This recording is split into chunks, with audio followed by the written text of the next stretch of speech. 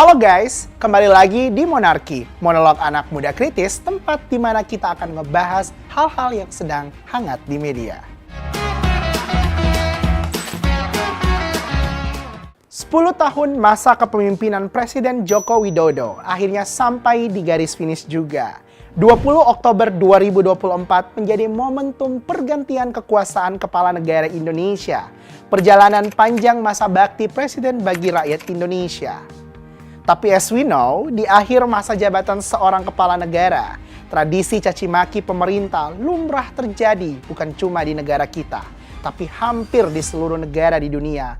Rakyat berlomba menyampaikan kritik atas kinerja pemerintah yang dianggap tidak sesuai ekspektasi dan janji-janji manis mereka waktu kampanye dulu.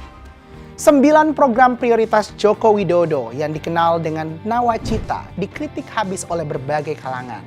Tahun 2014 lalu, Presiden Joko Widodo membuat janji untuk memberantas korupsi, merombak birokrasi, meningkatkan infrastruktur Indonesia, memfasilitasi investasi, meningkatkan pertumbuhan ekonomi, menciptakan revolusi mental, dan menyelesaikan pelanggaran hak asasi manusia di masa lalu.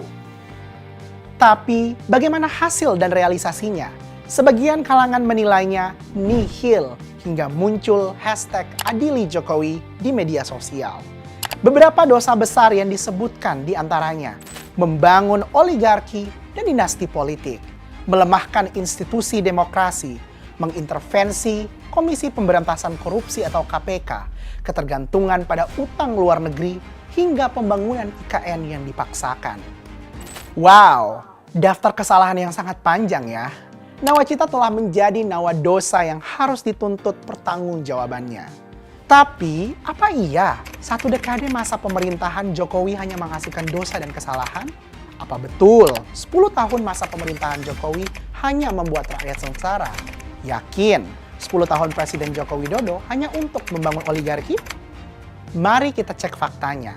Beberapa waktu terakhir melalui keterangan Menteri Keuangan Sri Mulyani, dalam rapat yang digelar di gedung DPR RI lalu, beliau menyebutkan terdapat kemajuan signifikan dalam upaya peningkatan infrastruktur dan kualitas sumber daya manusia serta kesejahteraan masyarakat Indonesia. Saya sangat mengapresiasi pemerintah telah menyampaikan Bapak Presiden di berbagai kesempatan. Prioritas kita adalah untuk menciptakan Indonesia maju. Maka kita perlu sumber daya manusia yang maju. Oleh karena itu pembangunan SDM menjadi sangat penting. Faktanya tadi pagi saya masih naik sepeda dengan Presiden dan sekarang menutup bursa menunjukkan infrastruktur kita udah baik. Dalam periode 2015 sampai dengan 2023, jalan tol yang beroperasi meningkat sebesar 1.938 km. Sementara panjang jalan non-tol nasional meningkat 4.547 km. Sementara itu, untuk mendukung ketahanan energi, pemerintah juga meningkatkan kapasitas 9 pembangkit listrik nasional sehingga naik 72% dalam 1 dekade terakhir. Bukan hanya itu, dari sisi penguatan kualitas SDM dalam 10 tahun terakhir, jumlah sekolah baru bertambah masing-masing sekitar 1.500 sekolah dasar, 4.600 sekolah menengah pertama, dan 3.600 sekolah menengah atas atau sekolah menengah kejuruan, sehingga mampu meningkatkan angka partisipasi di seluruh jenjang pendidikan. Sementara itu, beasiswa LPDP diberikan kepada putra-putri Indonesia untuk menempuh pendidikan di berbagai universitas terbaik dengan jumlah penerima beasiswa mencapai 45.496 orang. Selain itu, Sri Mulyani juga mengatakan tingkat kemiskinan yang turun dari 11,25% pada tahun 2014 menjadi 9,36% di tahun 2023. Ternyata, prestasi pemerintah nggak kalah panjang ya guys.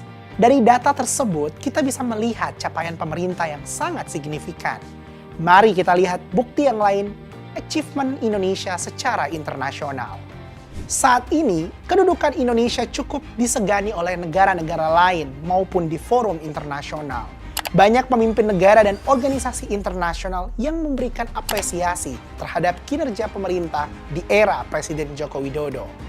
So guys, antara dosa dan karya selama 10 tahun masa jabatan Presiden Joko Widodo, menurut kalian lebih banyak yang mana?